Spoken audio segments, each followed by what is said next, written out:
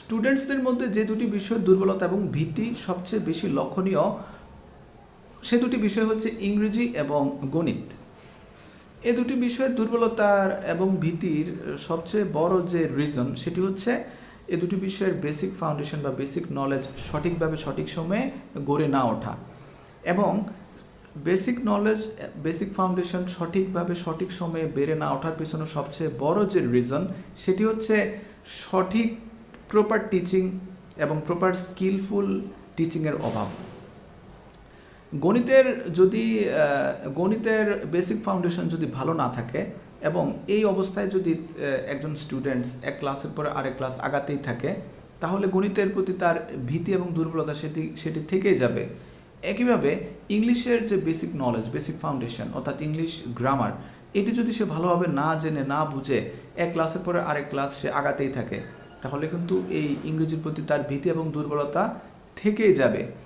এই ল্যাকিংস রেখে কেউ যদি স্টুডেন্টস লাইফ শেষ করে তার কর্মজীবনে প্রবেশ করতে যায়, অথবা স্টুডেন্টস লাইফেই থাকা অবস্থায় কোনো কম্পিটিটিভ এক্সামে সে অবতীর্ণ হয়, তখন এই দুটি বিষয়ের ঘাটতি রেখে কিন্তু কেউ ভালো পারফর্ম করতে পারে না।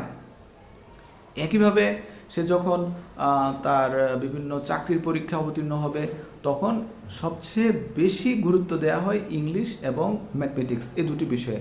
অর্থাৎ এই ধরনের কম্পিটিটিভ এক্সামে যে প্রশ্নগুলো হয়, এই প্রশ্নে একটা বড় অংশ থাকে ইংলিশ এবং ম্যাথমেটিক্স। যে ব্যাকগ্রাউন্ডের হোক না কেন, সায়েন্স না হয়ে কেউ যদি আর্টস কিংবা কমার্সের হয়ে থাকে এবং যদি বলে যে না আমি তো সায়েন্সে পড়িনি, আমার তো ম্যাথমেটিক্সে আমার দুর্বলতা আছে, তাহলে এগুলা আসলে তখন কিন্তু কে কোন গ্রুপ থেকে এসেছে তখন কিন্তু এগুলো বিবেচনা করা হয় না। তখন সবার জন্য একটা কমন কোশ্চেন সেট করা হয়। ওই কোশ্চেনে যারা ভালো পারফর্ম করবে তারা উতরে যাবে, আর যারা ভালো পারফর্ম করতে পারবে না ওরা আটকে যাবে। তো এই জন্য আসলে স্টুডেন্টসদের একদম at the very beginning of educational life অর্থাৎ স্কুল লাইফ থেকে অভিভাবকদের উচিত ক্লাসে ফার্স্ট হওয়ার চেয়েও ইংলিশ এবং ম্যাথমেটিক্সে বাচ্চাদের বেসিক ফাউন্ডেশন, বেসিক নলেজটা সঠিকভাবে গড়ে উঠছে কিনা সে বিষয়ে জোর দেওয়া, ওই বিষয়ে প্রায়োরিটি দেওয়া।